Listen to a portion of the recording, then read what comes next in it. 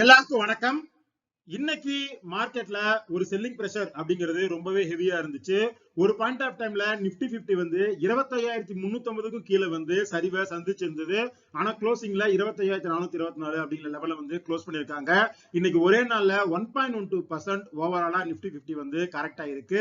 Sector wise பார்த்தோம் அப்படின்னா இன்னைக்கு ஹெவி செல் ஆஃப் அப்படிங்கிறது ஐடி பங்குகள்ல தான் நடந்திருக்கு. சோ கடந்த ஒரு மாசமா இந்த செல் ஆஃப் அப்படிங்கிறது ஐடி கம்பெனிஸ்ல தொடர்ந்து நடந்துகிட்டே இருக்கு. நிப்டி ஐடி இண்டெக்ஸ் கடந்த ஒரு மாதத்துல மட்டுமே 20% கிட்ட வந்து சரிவை சந்திச்சிருக்காங்க. இன்னைக்கு 4.5% மேல ஐடி ஸ்டாக்ஸ்ல கரெக்ஷன் அப்படிங்கிறது நடந்திருக்கு. குறிப்பா Infosys, TCS, HCL tech, Wipro இந்த மாதிரியான லார்ஜ் கேப் பங்குகள் எல்லாமே அவங்களோட 52 வீக் லோ கிட்ட வந்து ட்ரேட் ஆயிட்டு இருக்காங்க. இங்க மட்டும் இல்ல, அமெரிக்காலையுமே சாப்ட்வேர் ஸ்டாக் செல் ஆஃப் அப்படிங்கிறது ரொம்ப ஹெவியாவே வந்து நடந்துட்டு இருக்கு. நேத்து அமெரிக்கன் மார்க்கெட்டான நாஸ்டாக்லயுமே செல் ஆஃப் பிரஷர் அப்படிங்கிறது இருந்தது. அங்கேயும் நெகட்டிவா வந்து மார்க்கெட் க்ளோஸ் ஆச்சு. அதுக்கான காரணம் என்ன அப்படின்னா, ஆந்த்ரோபிக் அவங்களோட அந்த கிளவுட் ஏஐல லேட்டஸ்ட் அப்டேட்டா கோபால் ப்ரோக்ராமிங் அசிஸ்ட் பண்ற ஒரு மாடலை வந்து லான்ச் பண்ணிருக்காங்க. இந்த நியூஸ்னால ஐபிஎம் ஷேர் ஒரே நாள்ல 13% கிட்ட வந்து கரெக்ட் ஆயிருக்கு.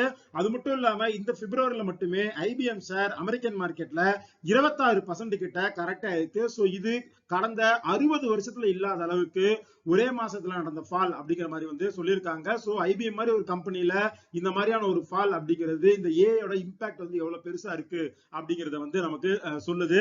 சோ இதோட இம்ப்ளிகேஷன்ஸா இந்தியாலையுமே இந்த டெக் ஸ்டாக்ஸோட ஃபால் அப்படிங்கிறது கண்டினியூ ஆயிட்டே இருக்கு. கடந்த ஒரு மாசத்துல மட்டுமே Infosys 24%, TCS 18%, HCL tech 22%, Wipro வந்து 15% கிட்டயும் வந்து சரிவு வந்து சந்திச்சிருக்காங்க.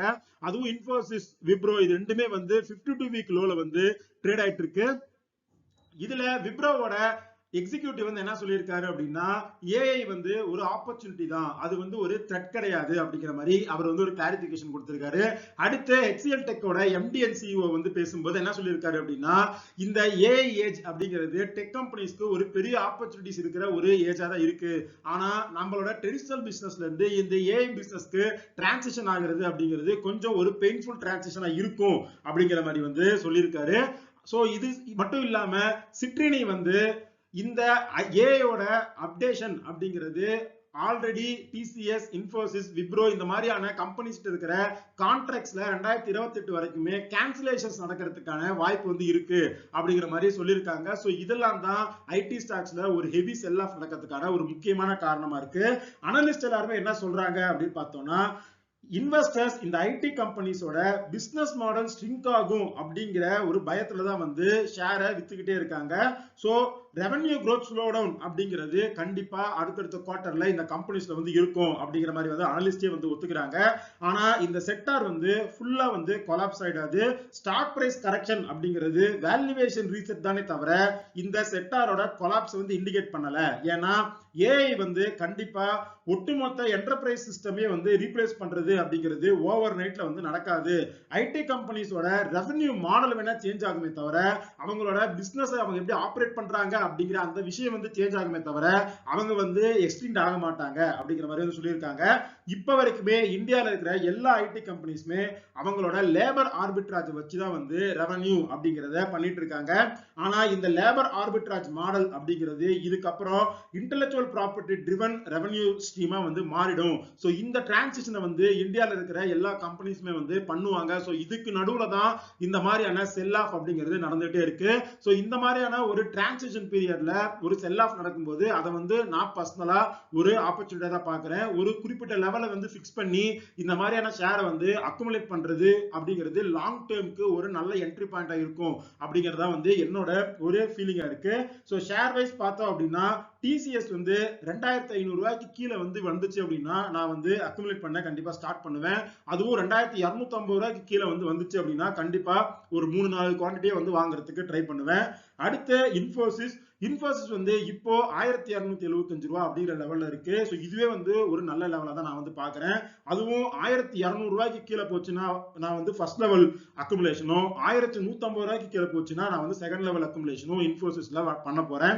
அடுத்து விப்ரோ வந்து நான் ரொம்ப நாளைக்கு முன்னாடி இருந்தே வாங்கிட்டு இருக்கிற ஒரு ஷேர் தான். சோ இப்போ அது வந்து 200 ரூபாய் அப்படிங்கிற ரேஞ்சில் இருக்கு. இதுவுமே ஒரு நல்ல பையிங் ஆவரேஜ் தான். அது மட்டும் இல்லாம இது இன்னமும் ஃபால் ஆகி 180 ரூபாய்க்கு கீழே வந்துச்சு அப்படின்னா சோ அதுவுமே ஒரு அக்குமுலேஷனுக்கு அடுத்த லெவல் அப்படிங்கிற மாதிரி வந்து நான் ஃபிக்ஸ் பண்ணி வச்சிருக்கேன். சோ கண்ணா பின்னாடி வேற பிரைஸ் பாயிண்ட்ல வாங்காம நமக்குன்னு ஒரு பிரைஸ் ரேஞ்சை வந்து ஃபிக்ஸ் பண்ணிட்டு பை பண்ணும்போது நம்மளால வந்து கரெக்டா வந்து ஒரு ஆவரேஜ் பிரைஸ்ல ஷேர்ஸை வந்து அக்குமுலேட் பண்ண முடியும்.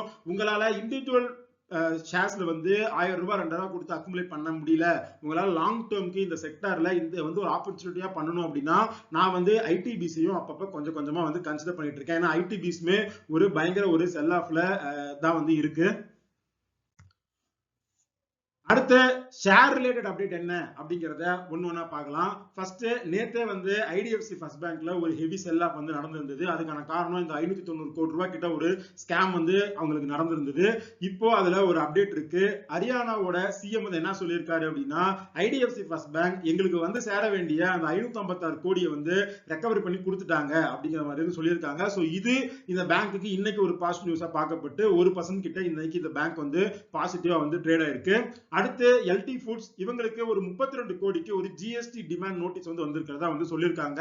அது மட்டும் இல்லாம நாங்க இதுக்கு அப்பீலும் போக போறோம் அப்படிங்கிற மாதிரி அப்டேட் பண்ணிருக்காங்க. இன்னைக்கு இந்த ஷேர் வந்து கிட்டத்தட்ட 3% கிட்ட டவுன் ஆகி மார்க்கெட்ல ட்ரேட் ஆயிட்டு இருக்கு. அடுத்து நாட்கோ பார்மா இன்னைக்கு 5%க்கு மேல வந்து பாசிட்டிவா ட்ரேட் ஆயிட்டு இருந்தது. அதுக்கான காரணம் என்ன அப்படின்னா நம்ம முன்னாடி வீடியோஸ்ல பார்த்த மாதிரி இந்தியால இருக்கிற ஜெனரிக் மேனுஃபேக்சரிங் கம்பெனிஸ் எல்லாமே இந்த செமாக்ளூடைட் லான்ச்சுக்கு மார்ச் 2026க்கு பயங்கரமா வந்து ரெடி ஆயிட்டு இருக்காங்க. சோ இதுல நாட்கோ பார்மா என்ன பண்ணிருக்காங்க அப்படின்னா அந்த செமாக்ளூடைடை கமர்ஷியலைஸ் பண்ணி இந்தியால லான்ச் பண்றதுக்கு எரிக் லைஃப் சயின்சஸ் கூட பார்ட்னர்ஷிப் போட்டிருக்கோம் அப்படிங்கிற மாதிரி அப்டேட் பண்ணிருக்காங்க. சோ இதுல அவங்க வந்து ரொம்ப ஆர்வமா இருக்காங்க அப்படிங்கறது இது வந்து காட்டுது. சோ இந்த நியூஸ்னால இன்னைக்கு நாட்கோ பார்மா மட்டும் இல்லாம எரிக் லைஃப் சயின்சஸ்மே 4%க்கு மேல அப் ஆகி ட்ரேட் ஆயிட்டு இருந்தது. அடுத்து இன்னைக்கு ஏர்டெல் ஷேர் ஒரு 2.5%க்கு மேல வந்து டவுன் ஆயிருந்தது. அதுக்கான காரணம் என்ன அப்படின்னு பார்த்தோம்னா ஏர்டெல் வந்து இந்த பெர்ப்ளெக்சிட்டி ஏஐ கூட வந்து ஒரு அக்ரிமெண்ட் போட்டு யூசர்ஸ் எல்லாருமே அதை ஃப்ரீயா யூஸ் பண்ணலாம் அப்படிங்கிற மாதிரி வந்து கொண்டு வந்திருந்தாங்க. ஆனா இப்போ அந்த பார்ட்னர்ஷிப் வந்து டெர்மினேட் ஆயிடுச்சு அப்படிங்கிற மாதிரி வந்து அனௌன்ஸ் பண்ணியிருக்காங்க. சோ இதனாலதான் இன்னைக்கு இந்த ஷேர்ல செல்லிங் பிரஷர் அப்படிங்கிறது இருந்தது. அது மட்டும் இல்லாம கம்பெனி என்ன சொல்லியிருக்காங்க அப்படின்னா அவங்களோட அந்த ஏர்டெல் மணி அப்படிங்கிற அந்த லெண்டிங் ஆர்ம்ல ஒரு 20,000 கோடி வந்து நாங்க இன்வெஸ்ட் பண்ண போறோம். சோ அதை வந்து நாங்க பெருசு பண்ண போறோம் அப்படிங்கிற மாதிரி ஏர்டெல் வந்து அப்டேட் பண்ணியிருக்காங்க. அடுத்து இந்த ஐடி செக்டரோட ஃபால் வந்து எல்ஐசியை கொஞ்சம் பாதிச்சிருக்கு அப்படிங்கிற மாதிரி வந்து ரிப்போர்ட்ஸ் வந்திருக்கு. ஓவராலா ஐடி ஸ்டாக்ஸ்ல இருக்கிற எல்ஐசியோட இன்வெஸ்ட்மெண்ட்ஸ் அப்படிங்கிறது கடந்த 2 மாசத்துல மட்டும் 42,500 கோடி நோஷனல் லாஸ் வந்து பார்த்திருக்கு அப்படிங்கிற மாதிரி வந்து சொல்லியிருக்காங்க. சோ இதோட பிரஷர் அப்படிங்கிறது எல்ஐசி ஷேர்லயும் வந்து இருக்கும் அப்படிங்கறத வந்து அனலிஸ்டோட டேக்அவேவா இருக்கு.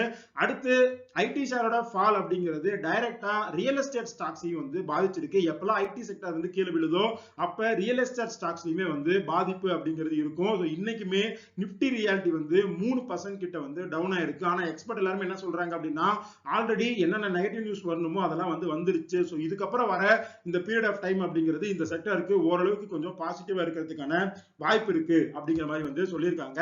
அடுத்து இன்னைக்கு டெக்ஸ்டைல் ஸ்டாக்ஸ் எல்லாமே மார்க்கெட்ல 6% கிட்ட வந்து டவுன் ஆயிருந்தது. அதுக்கான காரணம் என்ன அப்படின்னா கவர்மெண்ட் விவசாயம் அல்லாத மற்ற பொருட்களுக்கான அந்த ஏற்றுமதி பொருட்கள் மீதான வரி சலுகை அப்படிங்கிறத 50% வந்து கட் பண்றோம் அந்த இன்சென்டிவ் அப்படிங்கிற மாதிரி வந்து அனௌன்ஸ் பண்ணிருக்காங்க. சோ அக்ரிகல்ச்சர் ப்ராடக்ட்ஸ்க்கு மட்டும் தான் அது 100% அப்ளை ஆகும், மற்ற எல்லாத்துக்குமே 50% தான் அப்படின்னு சொன்னதுனால இன்னைக்கு டெக்ஸ்டைல் ஸ்டாக்ஸ் எல்லாமே டவுன் ஆகி ட்ரேட் ஆயிட்டு இருக்கு. அடுத்து பேங்கிங் செக்டர்ல ஒரு நியூஸ் இருக்கு. நாம Q3 பேங்க் ரிசல்ட்ஸ் பத்தி டிஸ்கஸ் பண்ண வீடியோஸ்ல சொல்லியிருப்போம்.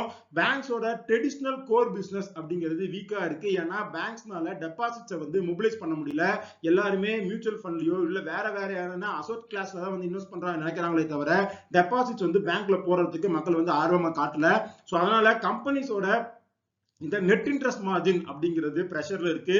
அது HDFC மாதிரி பெரிய பேங்க்ல இருந்து சின்ன பேங்க் வரைக்கும் எல்லாராலையுமே வந்து டெபாசிட்ஸை மொபிலைஸ் பண்ண முடியாம நெட் இன்ட்ரெஸ்ட் மார்ஜின் அப்படிங்கிறது பிரஷர்ல இருக்கு. ஆனா அவங்க ரிசல்ட்ஸ்ல அவங்களுக்கு அந்த மாதிரி டைம்ல கை கொடுத்தது அப்படிங்கிறது இந்த ஃபீ இன்கம் அப்படிங்கிறது தான். அதாவது இவங்க இன்சூரன்ஸ் ப்ராடக்ட்ஸ் இந்த மாதிரியான விஷயங்களை வந்து செல் பண்ணி அது மூலமா அவங்களுக்கு கிடைக்கிற ஃபீயை வச்சுதான் இந்த குவார்டர்ல அவங்களோட ரிசல்ட்ஸ் வந்து ஓரளவு மேட்ச் பண்ணியிருந்தாங்க. ஆனா இது வந்ததுக்கு அப்புறமே நிறைய ரிப்போர்ட்ஸ் என்ன சொல்லியிருந்தாங்க அப்படின்னா பேங்க்ஸ் வந்து வந்து அவங்களோட கஸ்டமர்ஸ்க்கு இன்சூரன்ஸ் ப்ராடக்ட்ஸ் இந்த மாதிரியான இன்வெஸ்ட்மெண்ட் ப்ராடக்ட்ஸ் எல்லாத்தையுமே வந்து மிஸ்செல் பண்றாங்க அப்படிங்கிற மாதிரி ரிப்போர்ட்ஸ் வந்து வந்திருந்தது.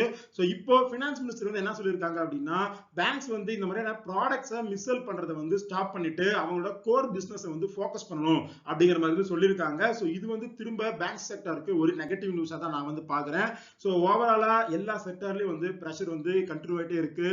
டாரிஃப் சம்பந்தமா நிறைய வந்து குழப்பங்கள் இருக்கு. ஒவ்வொரு நாளும் ஒவ்வொரு அனௌன்ஸ்மெண்ட் வருது. ஏஐயோட டெவலப்மெண்ட்னால ஐடி செக்டர் அப்படிங்கிறது கொஞ்சம் ஒரு டவுன் ஃபேஸ்ல இருக்கு. ஸோ இந்த மாதிரி டைம்ல ஈக்விட்டி மார்க்கெட்ல கான்பிடன்ஸ் அப்படிங்கிறது ரொம்ப கம்மியா இருக்கு. இந்தியன் மார்க்கெட்லயுமே ஒரு 1.5 வருஷத்துக்கு பெருசா வந்து எந்த ரிட்டர்னுமே வந்து யாருமே பார்க்கல. மியூச்சுவல் ஃபண்டா இருக்கட்டும், பர்சனலா இன்வெஸ்ட் பண்ற இன்வெஸ்டர்ஸா இருக்கட்டும். ஸோ இந்த மாதிரி டைம்ல உங்களோட ஹோல்டிங்ஸை வந்து செல் பண்ணாம கொஞ்சம் கொஞ்சமா அக்குமுலேட் பண்றது, ஃபேஸ் வைஸ் வந்து அக்குமுலேட் பண்றது அப்படிங்கிறது தான் லாங் டேர்ம்ல ஒரு வெல்த்தை வந்து கிரியேட் பண்றதுக்கு உகந்ததா இருக்கும் அப்படிங்கிறது தான் அனலிஸ்டோட ஒரு வியூவா இருக்கு. ஸோ நானுமே வந்து அதை தான் நினைக்கிறேன். இந்த மாதிரி டைம்ல வந்து ஷேர் வந்து கீழே போகுது அப்படிங்கிற மாதிரி வந்து ஃப்ளக்சுவேட் ஆகி செல் பண்றது மூலமா தான் நாம வந்து மார்க்கெட்ல லாஸ் வந்து புக் பண்ற மாதிரி ஆயிடும். சோ இதெல்லாம் தான் இன்னைக்கு பிசினஸ் நியூஸ் பேப்பர்ஸ்ல வந்த முக்கியமான பொருளாதாரம் மற்றும் முதலீடு சார்ந்த செய்திகள். இந்த வீடியோ பிடிச்சிருந்தா லைக் பண்ணுங்க, நம்ம சேனலை சப்ஸ்கிரைப் பண்ணுங்க. இந்த வீடியோல நம்ம டிஸ்கஸ் பண்ண எல்லா விஷயங்களுமே ஒரு இன்ஃபர்மேட்டிவ் பர்பஸ்க்கு தான். நீங்க இன்வெஸ்ட் பண்றதுக்கு முன்னாடி பர்சனலா ரிசர்ச் பண்ணுங்க, ஒரு செபி சர்வேட்டை செக் பண்ணிட்டு அதுக்கப்புறம் இன்வெஸ்ட் பண்ணுங்க. இதே மாதிரி இன்னொரு வீடியோ உங்களை மீட் பண்றேன். அது வரைக்கும் நன்றி, வணக்கம்.